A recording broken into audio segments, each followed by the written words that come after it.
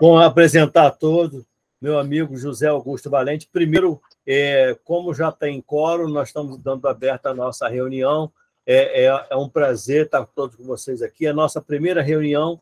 E para a gente ter um plus a mais aí da nossa primeira reunião, nós estamos trazendo aqui o José Augusto Valente, que é o nosso engenheiro, tá, do setor setorial de transporte, logística e mobilidade do PT Nacional.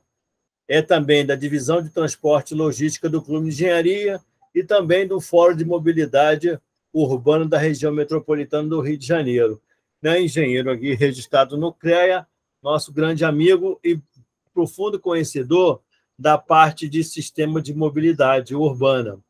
E o que está, no momento, sendo uma grande discussão, já que nós estamos agora com um novo governo, né?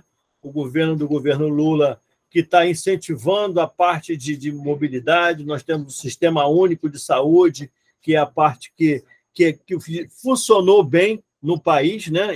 Com todos os problemas, foi um sistema que funcionou bem. Então, nada porque temos um sistema também parecido com esse em termos de mobilidade. Então, vou passar a palavra ao José Augusto Valente, que vai fazer a apresentação desse novo sistema, o novo modelo de mobilidade urbana, que é o Sistema Único de Mobilidade Urbana. Valente, fica à vontade aí. Bom, mais uma vez, obrigado aí pela tua presença. Ok. Alguém controla meu tempo aí, porque às vezes eu sou incontrolável para falar. Tá bom. Acho que com 10 minutos é bom já avisar para mim. Tá, eu estou controlando aqui. Pode deixar comigo. Bom, eu queria desejar primeiro boa tarde ou boa noite, não sei, quando as pessoas estiverem assistindo no YouTube, eu espero, quando as milhares de pessoas estiverem assistindo esse programa no YouTube, não sei se vai ser de manhã, de tarde, de noite, enfim. Fica aí o cumprimento. Tá. Vou pedir só desculpa o Valente, vou pedir a todos aí que possam desligar o microfone, tá?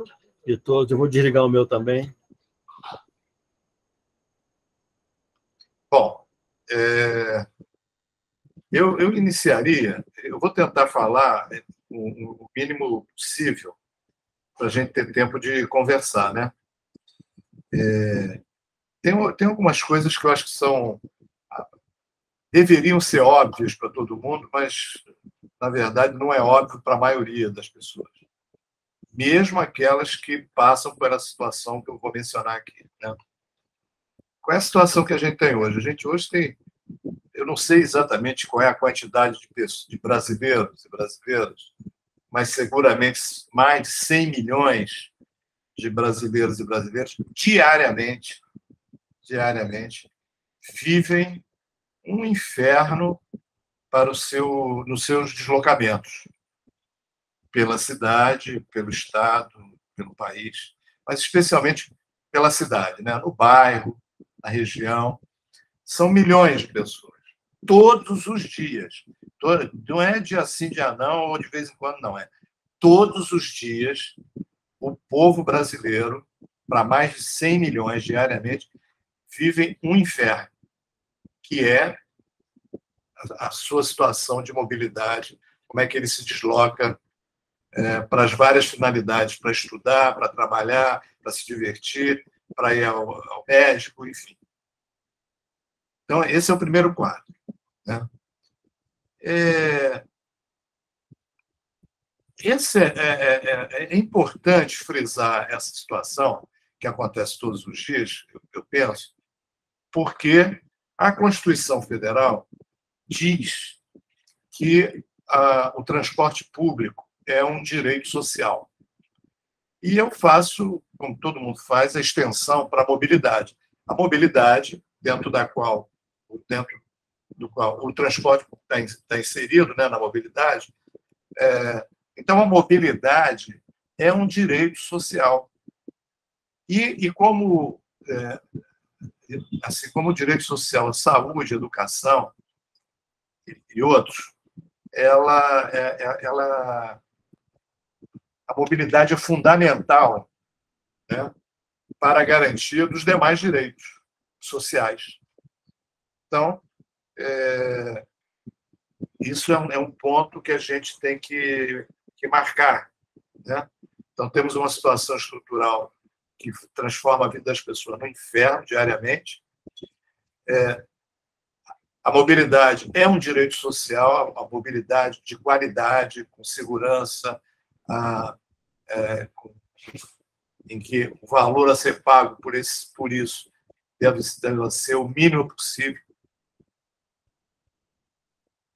Isso é um direito, né? E nós temos a pandemia mostrou que o transporte público, tá? Por conta da pandemia e das consequências da pandemia, da economia, perda de renda, de trabalho, de renda, né? Levou ao modelo atual de transporte público ao colapso, né? Então, tem vários lugares que o colapso ocorreu mesmo. Por exemplo, Salvador, na Bahia, o governo de direita teve que fazer intervenções no sistema lá, porque tinha que garantir que as pessoas se movimentassem. Esse direito não estava garantido porque as empresas foram entregando as linhas, as empresas de ônibus. Isso em várias partes do país, praticamente em todo o país. Então, a entrada, esse quadro do inferno que é a vida de mais de 100 milhões de brasileiros e brasileiras, esse quadro diário, mais, então, de um lado, a situação em que as pessoas vivem, de outro, aquelas deveriam viver, que é com os direitos, o direito social garantido de se movimentar, leva naturalmente a uma situação em que um novo modelo se torna necessário e inadiável, né? Não dá mais para continuar o modelo atual, o modelo que vem vigindo aí há muitos anos, né? Não dá mais. Esse modelo atual, cuja principal característica é que ele é financiado, ele é bancado pelo usuário, né? Através da tarifa, na medida em que o usuário foi perdendo renda, emprego, e a situação, então, foi se agravando, passou a exigir uma nova formulação. Então, eu queria lembrar, eu não sei se todos acompanharam, mas eu acompanhei muito de perto, desde meados de 2020, ou 21, meados de 2021, um movimento que houve no Congresso Nacional de um projeto de lei para implantar a subvenção ao transporte público, exatamente por conta dessa situação de colapso, né? E depois eu vou voltar a falar sobre isso mais no final, mas esse movimento levou a que o Congresso Nacional, quase que por unanimidade, só a bancada na Câmara do PSOL que votou contra, mas todos os demais partidos votaram a favor da subvenção ao transporte público e era um projeto de lei que exigia uma série de contrapartidas do poder público. A começar, a principal é que cabe ao poder público ser o gestor do sistema de transporte público, né? Ao contrário do que a gente vê por aí, né? A gente vê quem faz a gestão dos trens é a Supervia e não o governo do Estado. Do metrô a empresa metrô e não o governo do Estado. Das barcas é a Barcas S.A. e não o governo do Estado. E dos ônibus, então, nesse caso, exceto o município do Rio de Janeiro, no resto do Estado, são as empresas mesmo, elas mesmas que fazem a gestão do sistema. Elas botam a quantidade de ônibus que querem, a quantidade de linhas funcionando, a frequência, o intervalo, a lotação dos ônibus, enfim, tudo isso. Então, um novo modelo é necessário, né? Algum tempo atrás, o MDT, aqui no Rio, e participa do nosso fórum, o MDT, que é Movimento de Defesa dos Trens, mas o MDT, Movimento Nacional pelo Direito ao Transporte, cujo fundador é o Nazareno, né? Nazareno Afonso, que foi secretário de Transportes de Brasília, foi também de Porto Alegre, é uma das maiores autoridades do nosso país nessa área de transporte público. Ele, junto com as entidades que participam desse MDP, eles começaram a formular a ideia do Sistema Único de Mobilidade, né? E o MDT vinha trabalhando e tentando, via partidos, né, especialmente o PT, levar esse assunto. Bom, até algum tempo atrás, ainda só na intenção, né, de fazer com que a coisa acontecesse, sem força suficiente para fazer com que de fato aconteça. Bom, a partir do meados do ano passado, o IDEC, que é o Instituto de Defesa do Consumidor, uma entidade, né, uma ONG, resolveu levar à frente esse assunto, né? E começou a aglutinar uma série de entidades para organizar o debate e produzir propostas para a implantação do SUM, Sistema Único de Mobilidade, tendo contado, até o momento, com a participação de 37 entidades e mais de 60 pesquisadores e especialistas que estão participando dessa discussão. Então, como decorrência desse trabalho, que envolveu um monte de entidades, foi feito uma coisa chamada Manifesto do Sistema Único de Mobilidade, né? Que eu vou mencionar aqui mais rapidamente possível do que consta esse sistema, né? Então, a ideia é que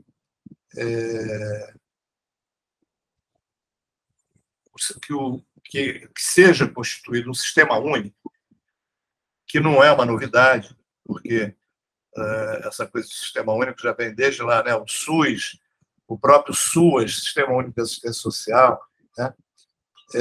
A ideia é a construção, então, de um sistema integrado nas esferas estadual e municipal, com ações estruturantes e priorização de investimentos em consonância com as diretrizes da Política Nacional de Mobilidade Urbana. Existe uma Política Nacional de Mobilidade Urbana e que, em alguns momentos, parece que a coisa vai andar, mas, no final das contas, acaba não andando muito, né? E, nesse manifesto, né, tem uma chamada que diz assim: rumo ao duplo zero. Zero tarifa e zero emissões de poluentes. Então, essa construção coletiva dessas entidades e pesquisadores e pessoas que mexem com esse assunto apresentaram assim, alguns princípios fundamentais, né? De equidade, né? Que veio o Sistema Único de Mobilidade como instrumento de combate às desigualdades, às violências e às exclusões territoriais, sociais, de gênero e raça, especialmente para as pessoas que se encontram em situação de imobilidade urbana, né? Então, o conceito de equidade, um instrumento que combata essas desigualdades e permita, então, incluir esses grupos todos que estão excluídos. Universalidade, que é a ideia do SUM como garantidor de acesso universal das pessoas aos espaços e oportunidades das cidades sem discriminação de qualquer natureza. Acessibilidade, o Sistema Único de Mobilidade como um instrumento de inclusão social, mas também garantia de acesso à mobilidade, especialmente para pessoas com deficiência baixa mobilidade ou restrição de mobilidade.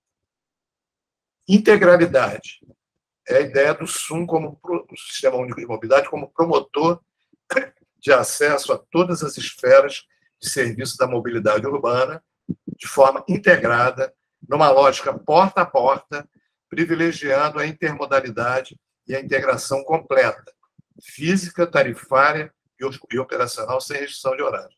Esse ponto aqui ele é importante, porque às vezes a gente pensa muito na lógica de transporte público e só se preocupa ou fica atento apenas para o que acontece entre o momento que o usuário chega no ponto, seja do ônibus, do trem, do metrô, até a hora que ele sai lá perto do destino dele, sem levar em conta que as pessoas se deslocam, né, até chegar tanto no ponto de início da viagem, como depois de chegar ao destino do transporte público, né, e tendo que se dirigir para onde ela deseja.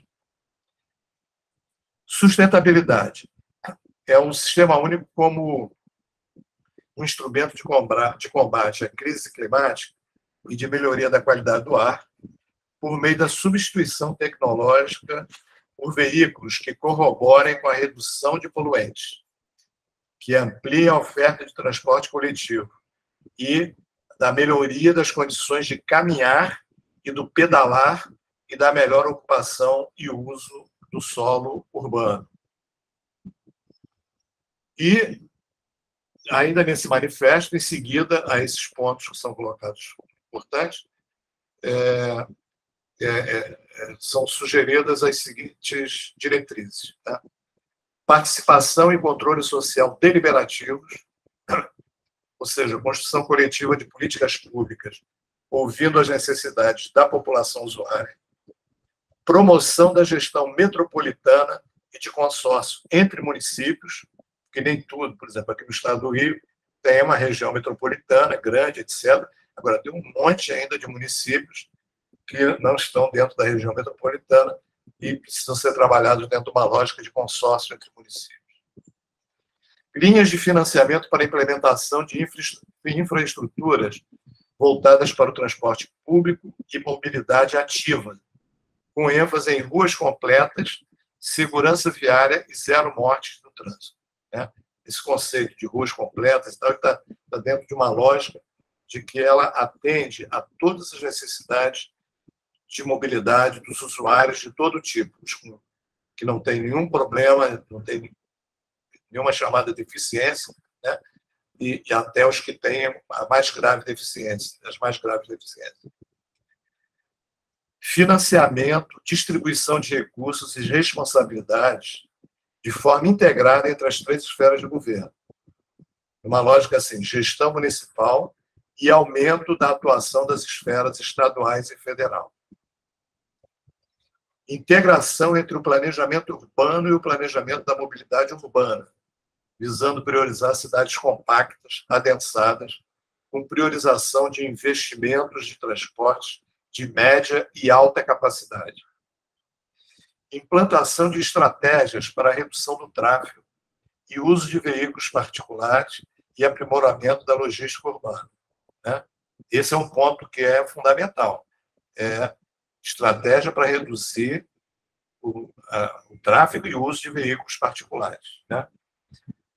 Implantação de novas formas de gestão dos sistemas de transporte, com transparência na composição de custos para a correta aplicação de subsídios. Criação de canais de comunicação permanentes com divulgação de informações em linguagem acessível. Produção de dados de qualidade, informações sobre raça, gênero, idade, região e outros dados sociodemográficos, que norteiem as políticas públicas a partir de uma perspectiva de dados abertos, transparência e respeito à Lei Geral de Proteção dos Dados, a LGPD. Controle público sobre dados de GPS, bilhetagem eletrônica e outros meios para poder monitorar, fiscalizar e avaliar o transporte público.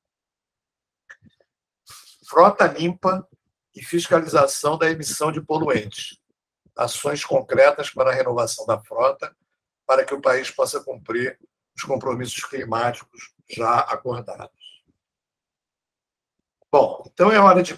E o manifesto ele conclui dizendo assim: é hora de pensar em sistemas que centrem a qualidade e o conforto da população usuária no ônibus ou no trem, mas também na calçada e no ponto de ônibus, e que sejam capazes de atrair novas pessoas passageiras para o transporte público coletivo e trazer de volta aquelas que foram excluídas dos sistemas de transporte pela falta deles de acesso universal ou por conta do seu custo elevado.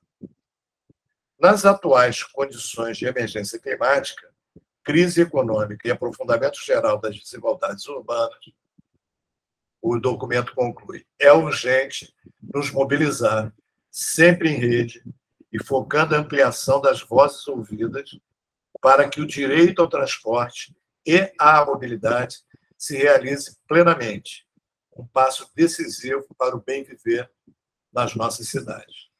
Então, esse documento, esse manifesto, conclui pedindo não só para que as pessoas assinem esse manifesto e cada vez mais entidades adiram a esse manifesto para a gente trabalhar e viabilizar, né, no Congresso Nacional a formulação do Sistema Único de Mobilidade. E eu diria o seguinte, aproveitando que nós temos uma conjuntura razoavelmente favorável hoje, né? Quando a gente discutiu esse documento desde meados do ano passado, a conjuntura não estava favorável, mas melhorou muito. E eu vou dar os indicadores aqui de por que a conjuntura está favorável. Para começar, com a vitória da Frente Ampla contra o fascismo, em nível federal, abriu-se a possibilidade de retomar, como já foi retomado, o Ministério das Cidades, que é fundamental para fazer esse assunto caminhar, né? Quem acompanhou os primeiros anos do governo Lula, por exemplo, devem lembrar que o Ministério das Cidades promoveu uma série de debates nas cidades para a formulação de planos diretores e políticas, né, com elevada participação da sociedade. Então, o Ministério das Cidades, isso é um primeiro elemento. O segundo elemento, que aí poucos vão estar atentos para isso, mas eu tive a felicidade de acompanhar esse processo no Congresso Nacional, como eu falei no início, né, em que estava se produzindo lá um projeto de lei de subvenção ao transporte público, que botava dinheiro nas prefeituras e nos governos de Estado, ao contrário do que muitos julgavam, que colocava dinheiro na mão dos empresários, não, colocava na prefeitura e no governo do Estado, exigindo um conjunto de contrapartidas. A começar do seguinte: existia um prazo para que todos os contratos de ônibus fossem revistos, esse um primeiro item. Mas quem pudesse dedicar... Eu até escrevi uns 2 ou 3 artigos sobre isso no 247 e na agência Info, e lá eu mencionava as conquistas desse projeto de lei, que foi aprovado no Congresso por quase unanimidade do Congresso Nacional, conforme eu disse, só o PSOL que votou contra na Câmara dos Deputados, e o Bolsonaro vetou integralmente esse projeto de lei. Aí o veto veio para o Congresso Nacional no final do ano e o Congresso não resolveu peitar esse veto. Alguns, com a ideia ou com a explicação do governo de que iam ter várias medidas que iriam aparecer e que resolveriam parte dos problemas e tal, sem precisar de ter essa lei em vigor, mas o fato objetivo é que o Congresso não peitou, então a lei não aconteceu e, consequentemente, os sistemas de transporte público continuaram do jeito que estavam e, como todo mundo sabe,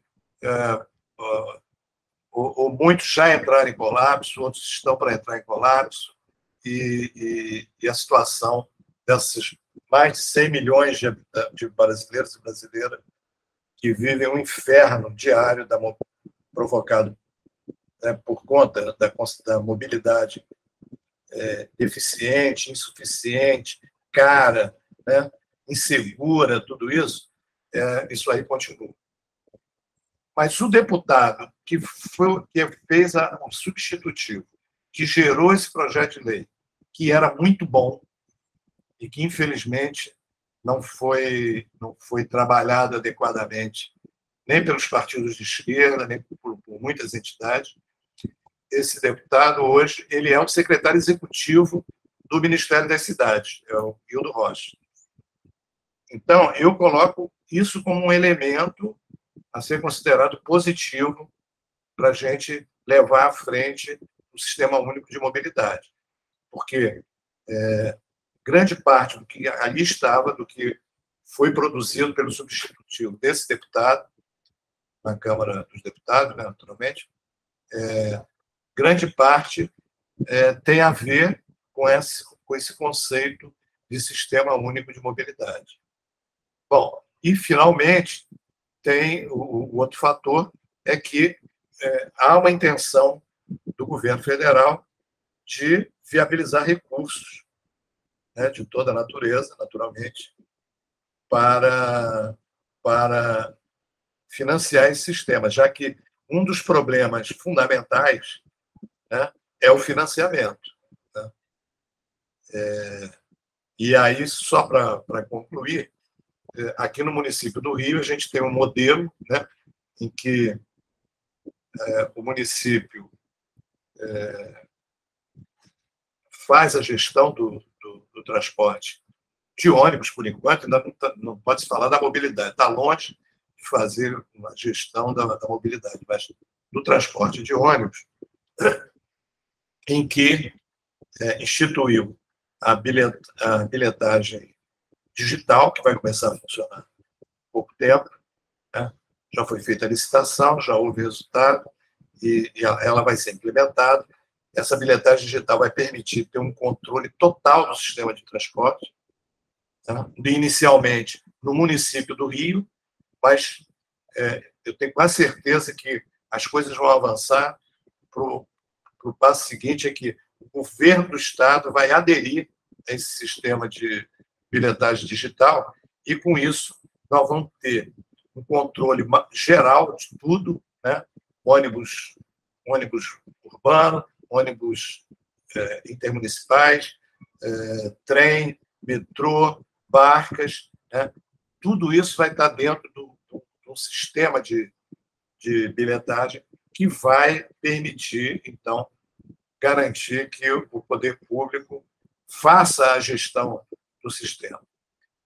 Né? Então, uma vez tendo esse controle total e tendo o financiamento, né, essa situação, essa possibilidade vai se tornar realidade, no meu modo de ver, né?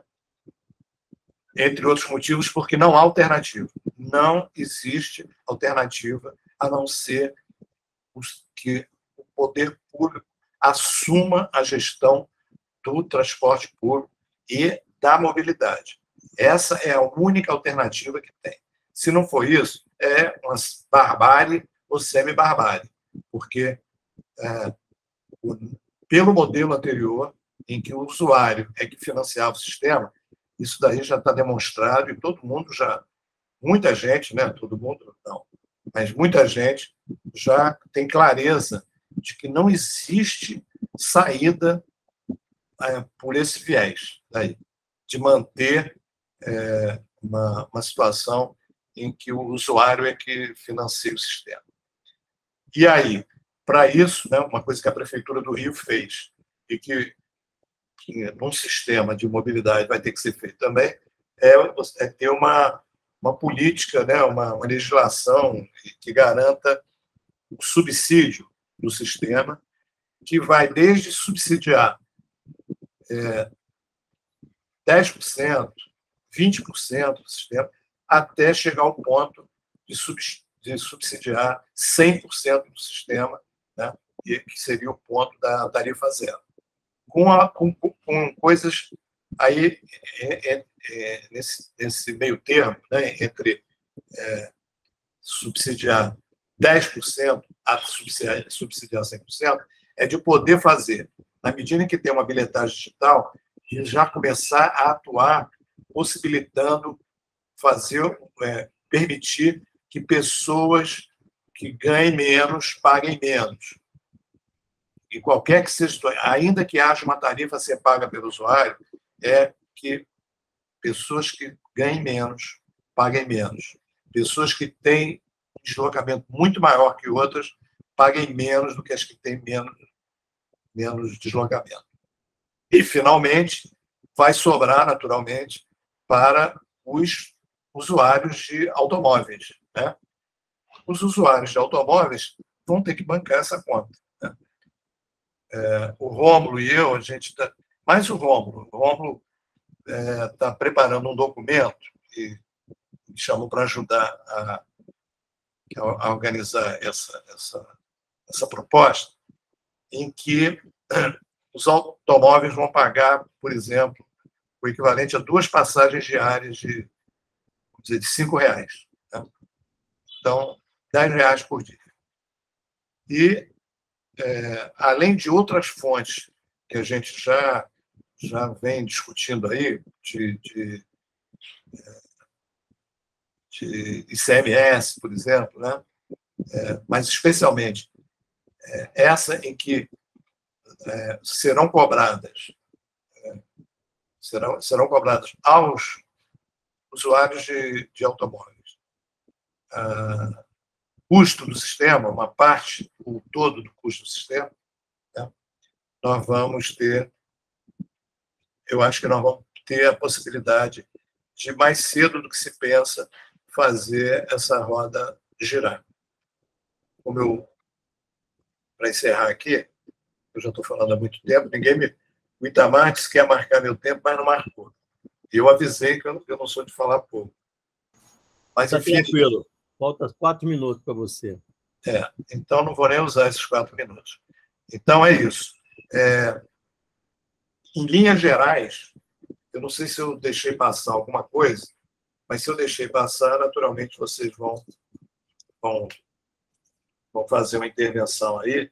E vejam bem, eu não acho que essa conversa nossa deva ser assim, as pessoas perguntam e eu respondo. Não, eu não sou o cara que vai responder as coisas. Nós todos temos que responder as perguntas que nós todos temos na cabeça. Então, as pessoas podem perguntar, podem oferecer subsídios. Eu acho que é isso que vale. E, com isso, a gente criar a possibilidade de engajar o CREA, além do Clube de Engenharia, né, que são 2 entidades. A maioria presente aqui faz parte das 2. Integrar o Clube de Engenharia e o CREA nessa discussão, nesse trabalho de viabilizar a implantação do Sistema Único de Mobilidade. Bom, é isso. Muito obrigado. Hein? Boa tarde. Obrigado, Valente. Obrigado pela palestra aí. E, na verdade, a gente começa a perceber que é um novo incentivo, a nova virada de chave para a gente poder fazer o trabalho do Sistema Único de Mobilidade. Eu participei de uma palestra do Banco Mundial em que se falava que está à mão de qualquer país para poder receber projetos verdes, apresentar-se projetos verdes e até a fundos perdidos, para poder fazer esse trabalho de tipo de investimento. E esse projeto verde, que é o que a gente sempre faz, que é o Sistema Único de Mobilidade, utilizando ônibus elétrico, trem elétrico, toda a maioria já parte já é projeto verde mesmo. Basicamente, toda a parte de mobilidade se pode pensar em termos desse financiamento, entendeu? Então, acho que é uma forma de já tem esse dinheiro lá, e eu confesso que aqui o pessoal falou assim, que ficam muito aflitos porque ninguém pega esse dinheiro lá. O dinheiro está guardado e ninguém pede projetos verdes. Então, eu acho que isso aí seria uma coisa para se repensar, de como chegar a esse nível de verba para trazer esses projetos verdes para desenvolvimento no nosso país. Acho que essa é uma forma da área de transporte de utilizar. E a área de transporte, o que mais se tem é transporte verde, né? Então, acho que essa é a forma. Itamar, Oi. eu estou vendo aqui que o Antônio Pastore colocou uma pergunta. Eu acho que eu induzi uma ideia que não é totalmente correta. Não tem ainda, não existe o projeto de lei do Sistema Único de Mobilidade. Né? Quando eu falei do projeto de lei, eu falei do projeto de lei de subvenção ao transporte público, que ocorreu por conta da pandemia, etc. e tal. Então, mencionei isso. O do Sistema Único de Mobilidade, o que existe é um movimento de entidades, e eu acredito que os governos vão entrar de cabeça nisso. Eu já sei que a secretária de transporte aqui do Rio já mostrou muito interesse em que a prefeitura se engaje nesse projeto. Eu acho que todos os governantes vão querer se engajar nesse movimento de criação do Sistema Único de Mobilidade. Entendeu? Eu acho que isso vai acontecer, porque, como eu digo, não tem alternativa. A não ser que alguém diga, não, tem sim. Sim, tem a barbárie, a precarização total. Mas, do ponto de vista civilizado, não tem. Né? Então, é isso, Pastore. Não tem PL do Sul. A ideia é que a gente consiga convencer o governo, né, e que aí o governo, através de vários mecanismos, pode encaminhar projeto de lei extraordinário, uma PEC, ou sei lá o quê. Né? PEC, não sei se é um caso, não, mas projeto de lei complementar talvez caiba ficando acoplado ao artigo lá da Constituição que diz que a mobilidade, quer dizer, o transporte público e, portanto, a mobilidade é um direito social. É isso, pastor. Ok, obrigado pela explicação. Uma perguntinha rápida. Nesse modelo, como é que ficariam as empresas privadas? Elas fariam parte do sistema ou elas seriam possivelmente encampadas pelo gestor do sistema, que seria o governo? Já tem assim, uma ideia, algum desenho? O que a gente tem discutido, é claro que existem, dessas 30 e poucas entidades que eu mencionei, tem várias que defendem, entendem que a gestão pública é sinônimo de, vamos dizer assim, estatização total do sistema. Né? Então, estatização de ônibus, de trem. Né? A maioria das pessoas que estão discutindo, eu vim participando desse debate, no entanto, não chega nesse ponto, embora tenha grupos que trabalham com essa ideia. Né? A ideia é o seguinte, a operação ela pode ser contratada. Até o Licínio escreveu um artigo agora sobre a questão do lucro, da concessão. Né? Veja bem, e que aponta para isso. Uma coisa é você contratar um serviço, a operação de um serviço. Então, qual é a ideia fundamental? É que as empresas possam ser contratadas pela prefeitura, por exemplo, aqui no Rio. Vamos pegar o modelo do Rio, que é um modelo que está em andamento. é contratar as empresas, vão ser contratadas as empresas para prestar o serviço de transporte público mediante os indicadores que vão estar colocados, mediante condições, né? E aí ela vai receber por quilômetro, que aliás já está acontecendo hoje, por quilômetro rodado, né? Ou por quilômetro à disposição, pode ser também por frota à disposição, coisas desse tipo. Então, em princípio, isso não elimina, não precisa eliminar as empresas de ônibus, a Supervia, por exemplo, o Metrô Rio, se for o caso da CCR. Agora, o que não dá, e aí bate contra essa ideia que a gente está trabalhando, é o seguinte, é que a gestão daquele modo seja feito pelo operador.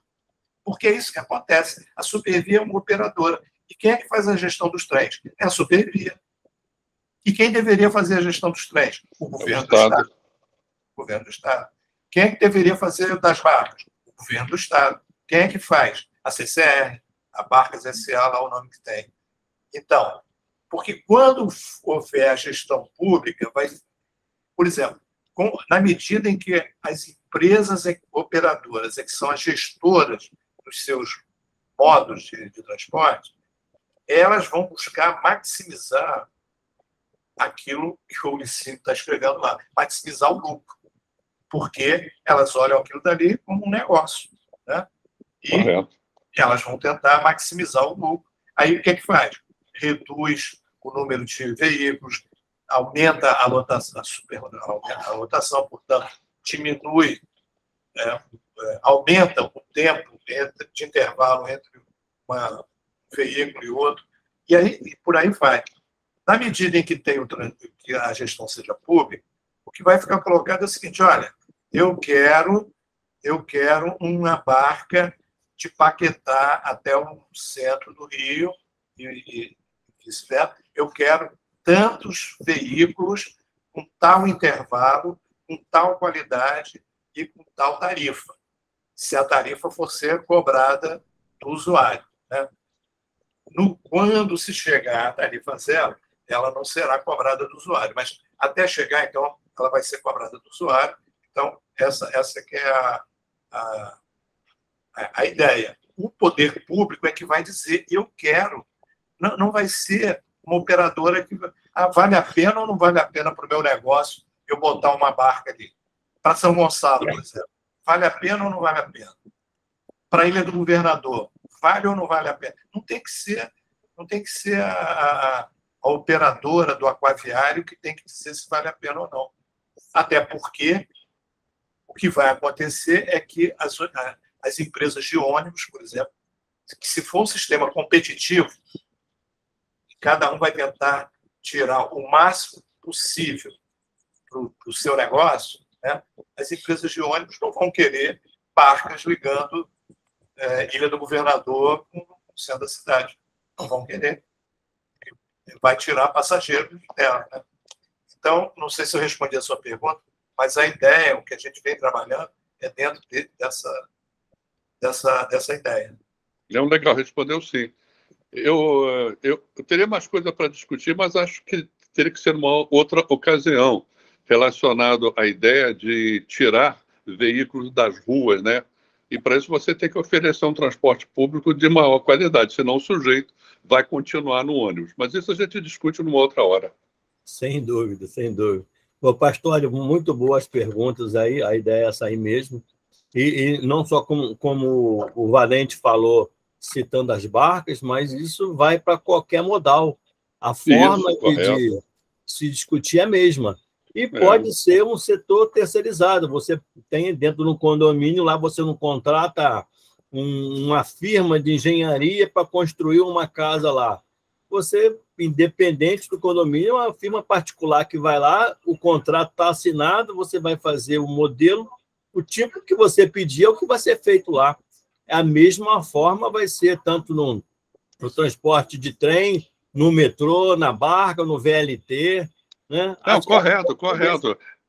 Deixa eu só falar rapidamente. O Valente citou o MDT, o Movimento em Defesa dos Trens, que defende a volta do Barrinha, né? Olha, a Supervia não quer operar e o governo do Estado não faz nada. A MRS ela é obrigada a abrir 2 janelas para passagem de trem de passageiros, tá? Não acontece isso.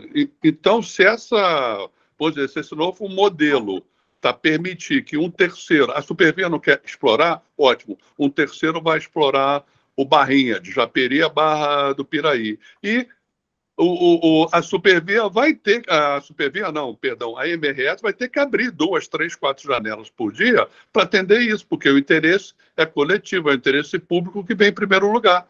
Hoje o Estado não faz absolutamente nada, deixa tudo na mão da concessionária, tá bom? Desculpe aí. Não, mas interromper mais uma vez. Mas é o gestor metropolitano, que é esse que vai gerir essa forma. Assim, correto. As concessionárias vão trabalhar conforme a orientação do gestor metropolitano. Acho que é essa a forma de fazer. Pode fazer pergunta, Hélio. Seja bem-vindo. Olá, Itamar, Valente, participante dessa live aí. A ideia é muito boa desse sistema único de mobilidade. Não seria o caso dessa gestão ser realizada por uma autoridade metropolitana de transportes ligada ao governo? Isso é um assunto que já foi cogitado há algum tempo atrás pela Secretaria de Estado de Transporte, e me parece que até hoje não foi viabilizado. Então, essa seria a minha pergunta ao Valente. Aí eu vou dizer a minha opinião, né? Porque esse assunto eu não posso dizer que já foi discutido no âmbito dessas entidades que estão fazendo esse debate. O que é fundamental é que nem o SUS, né? O gestor é público, é o poder público, né, que faz a gestão. No âmbito do município, é da responsabilidade da prefeitura. No âmbito do Estado, é do governo do Estado. E no âmbito da União, é do governo federal. Então, aí como que essa coisa vai se organizar para baixo, né? Se vai ser... Eu até mencionei isso no manifesto, está escrito lá assim, que pode ser região metropolitana e consórcio de município, né?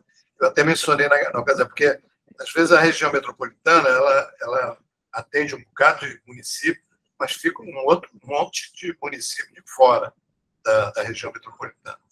Então, o que é fundamental é a possibilidade de você fazer,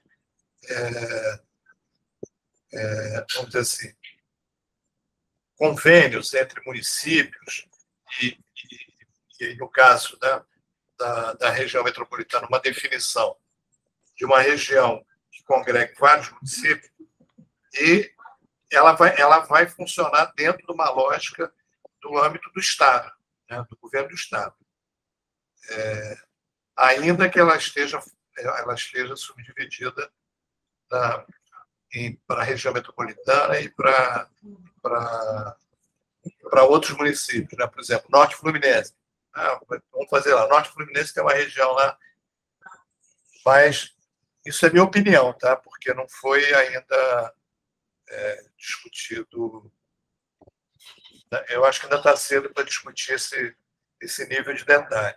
Aliás, eu queria aproveitar, porque se o CREA concordar e depois o grupo de engenharia também concordar, eu acho que já seria interessante ambas entidades entrarem nesse movimento que está sendo feito, que está sendo coordenado pelo IDEC, entendeu? Com apoio de muitas entidades. Tranquilo. Vai participar, sim. Tá? Antônio Batista, boa tarde aí. Alguma pergunta? Antônio Batista veio do metrô, tem muitas ideias aí. Oi, olha Batista. Só, eu vou te falar. Eu vou ouvir mal o pessoal hoje, depois a gente conversa mais sobre Rio Trilho. Precisamos conversar, bater um papo sobre Rio Trilho, sobre os processos. É bom vocês visitar a gente aqui para ver como andam as coisas aqui na Rio Trilho. tá? As obras devem começar. Vamos sentar e conversar aí. Vocês têm mais ideias aí, tá bom? Pô, perfeito, perfeito, Antônio. Tá bom? Ouviu, Valente? Ele tá lá na Rio Trilhos, acho que tem vários projetos e nós podemos fazer uma visita ao Antônio lá, até como comissão de mobilidade, a gente pode ir lá e a gente discutir esses assuntos, né, Antônio? Pode ser. Inclusive, eu falo o seguinte, a gente tem um setor aqui que é de planejamento, tá? de traçado, que é o Marco Antônio, que é que faz a chave da coordenação. Eu posso marcar um dia uma reunião com ele e vocês virem conversar sobre os traçados que temos aqui, entendeu? Perfeito, perfeito, perfeito, Antônio. Vamos sim, vamos sim. Conversa com ele, você tem meu telefone aí e a gente vê equaliza aí qual é o melhor dia de agenda. Tá legal. Tá. Ele vai explicar tudo para você, os traçados, novos traçados de linha 2, tá, de linha 4, ele vai te falar tudo para vocês, entendeu? Beleza, que nós estamos até brigando para poder realmente reativar, fazer voltar o planejamento oficial lá da linha 2, né, que vai do metrô, né, até a Praça 15, né, que acho que é aquela parte que a gente sempre pede, né, que faz o gargalo, né? Exatamente. Então, a gente esse é um dos motivos, entregamos isso lá no Clube de Engenharia e foi aprovado. É uma bandeira do CREA e é uma bandeira também do Clube de Engenharia e do CAERJ, para nós lutarmos sobre esse tipo de projeto de praticamente ampliação da linha 2 do metrô até a Praça 15, né? Praça 15, exatamente. Carioca está há 42 anos lá enterrada, são 3,7 quilômetros só, cara. É pouquíssima coisa, entendeu? E você reduziria o intervalo de tempo e duplicaria praticamente a quantidade de trem dentro do metrô. E a população precisa disso. Tá, o negócio que eu vou falar para vocês, que às vezes a gente fala, aquela linha 1, todos nós aqui da Rio Trilho fomos contra, tá? Na época, tá? A gente queria o traçado original. Claro, sem dúvida.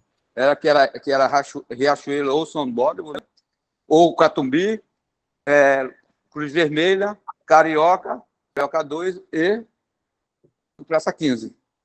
A intenção era essa, mas é aquele negócio, a gente não manda, né? O governo é que manda, né? Então... Ele está com ele, né? Tá bom? Acho que a ideia é da gente tentar formar um grupo aí de apoio para poder conversar com o pessoal da área de planejamento, que todo mundo já sabe como é que se faz o bolo, entendeu? Só falta comprar os ingredientes. O bolo todo mundo já sabe. Né? Eu já falei isso com o Marco Antônio, na hora, Marco Antônio, o pessoal quer que você apareça falar sobre o traçado, e não, a hora que eles quiserem, a gente vai fazer, não tem problema nenhum, entendeu?